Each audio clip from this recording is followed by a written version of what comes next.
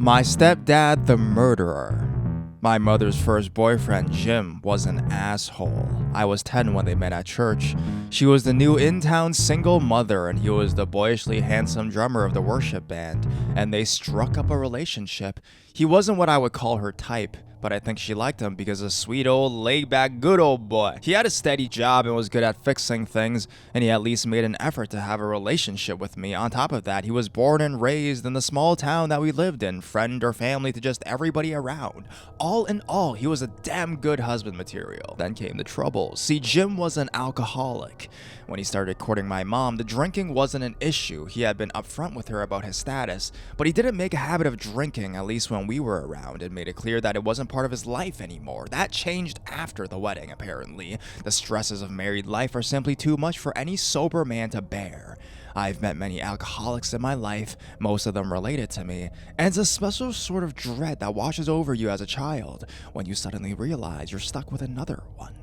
I know alcoholics are not inherently bad people, but Jim was a lousy alcoholic, lousy drunk. This easygoing guy would turn into a raging asshole after just a few drinks, and when he decided to drink, he made an event of it. Usually, he would storm out of the house after an argument with my mom and tear off into the night, not to be heard from again for days. He would eventually be discovered on the other side of town at his mother's house, half naked, trashed by the fish pond, working his way through a case of cheap beer, and riding into town for lawnmower for more. Upon his return, he would be the picture of remorse, call himself scum, and beg forgiveness, not just with us, but with God as well. That was the thing that always bothered me about Jim. He always felt the need to bring God into it. If we were having a family meeting specifically to discuss his behavior, he would insist in leading a prayer first. Every time he needed to explain himself, he mentioned conversing with God on the matter beforehand. To him, God wasn't a savior, or a beacon of hope, or even a crutch.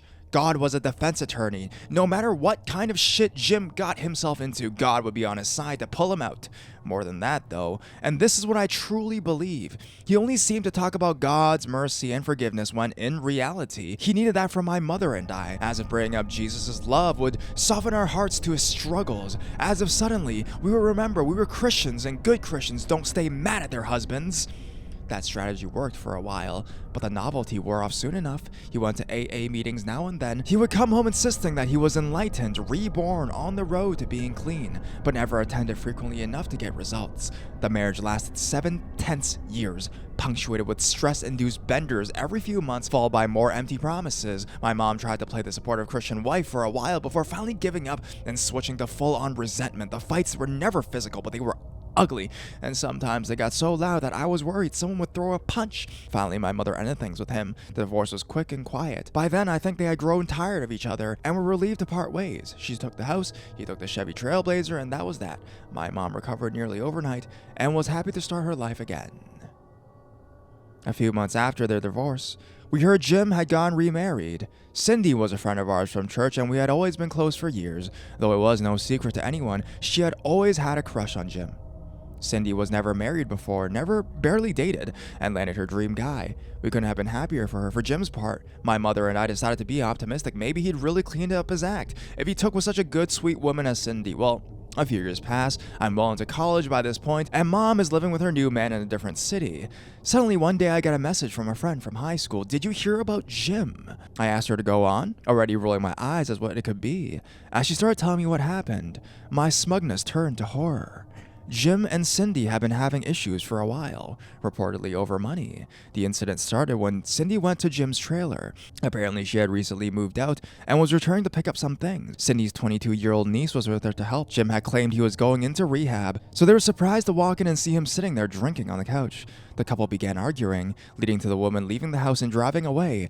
Drunk and furious, Jim jumped into his truck, took off after them at full speed. He caught up to them and slammed into Cindy's car, knocking it so hard that it flipped and rolled off the road.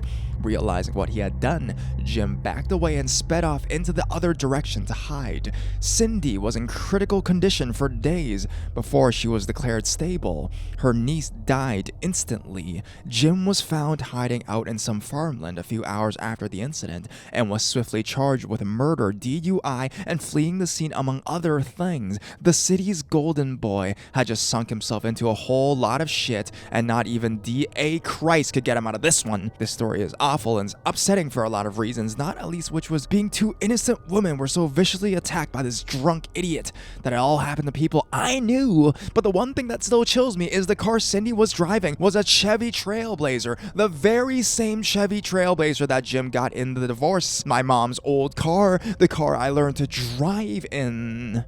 I can only imagine how fast he was going to hit them so hard it would flip it with his little pickup truck, how angry he had to be to not hesitate, and I do wonder how many times my mother and I escaped a similar fate. So, my poor misguided sinner of an ex-stepdad, let's never meet again. My ex-stepdad just stopping by. So, I knew the guy. He was my stepdad, and he used to molest me. When my mom found out, she threw him out and turned him into the cops, and we moved to a different house, but in the same small suburb as before. He was acquitted in court, but trust me, he was guilty. But I'm pretty sure he was told to stay the heck away from me, if not by the law, then by my mom. One day, maybe half a year after the whole court drama, I was 13 or 14, and I got my first boyfriend. He didn't really know about my past because we had just met, and I didn't want to be that damaged girl.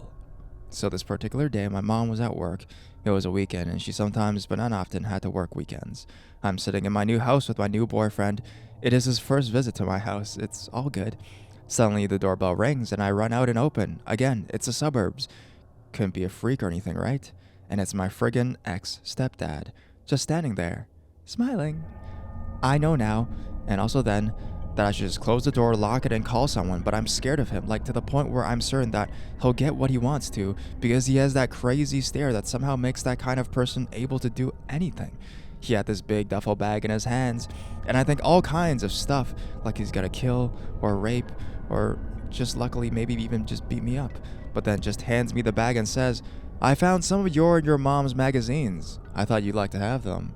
On the inside, I'm freaking the heck out because I knew straight away that he somehow knew that my mom wasn't home. He would never just show up if she was, but I take the bag and say something like, "Thanks, bye," and start closing the door. And he puts his foot in so I can't close it and just kind of pushes it open again, looks at me and says something like, "So, what are you doing?" and starts smiling that creepy pedo smile again.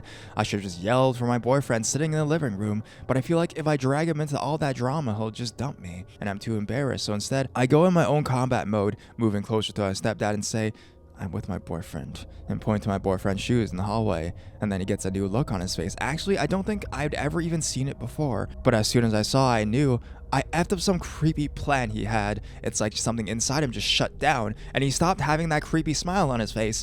I don't even remember what he said after that, but I remember he just kind of left awkwardly. When I opened the bag, it was just filled with old magazines, but they were all his.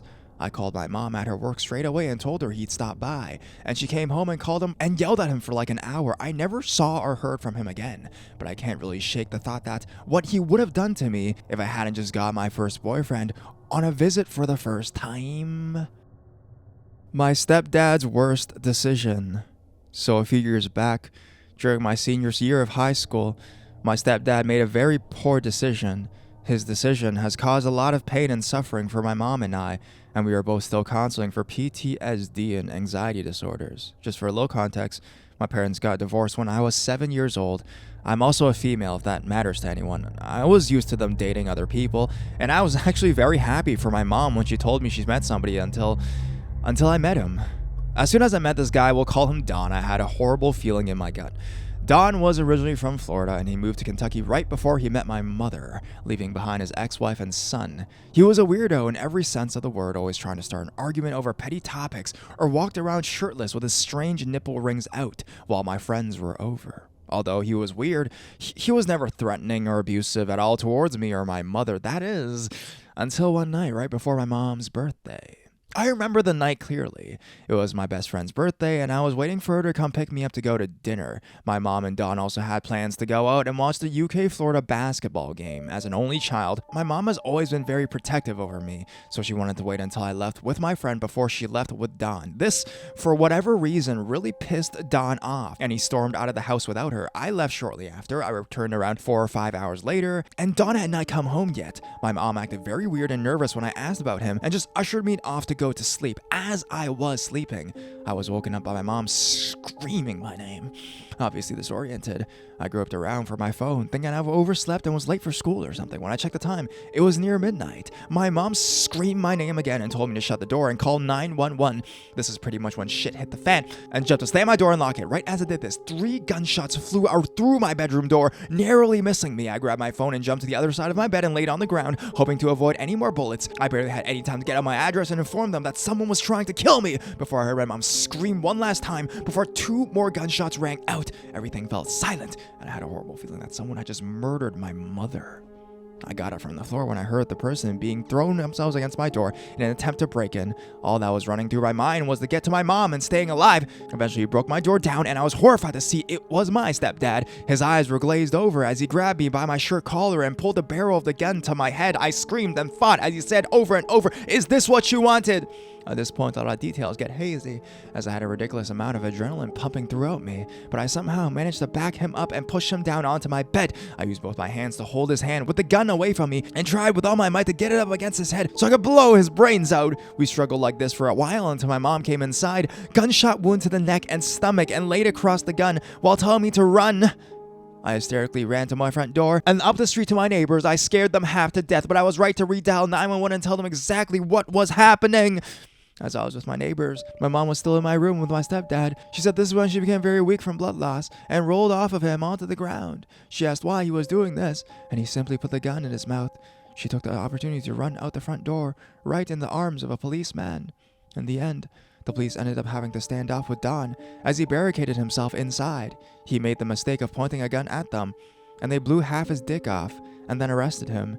He is currently serving 45 years in prison, and to this day, will give no reason as to why he decided to do this to us. In all honesty, I do not care. My mom and I lived through it, and have grown much closer because of it. We actually got matching tattoos reading, "Strength comes from the madness we survive."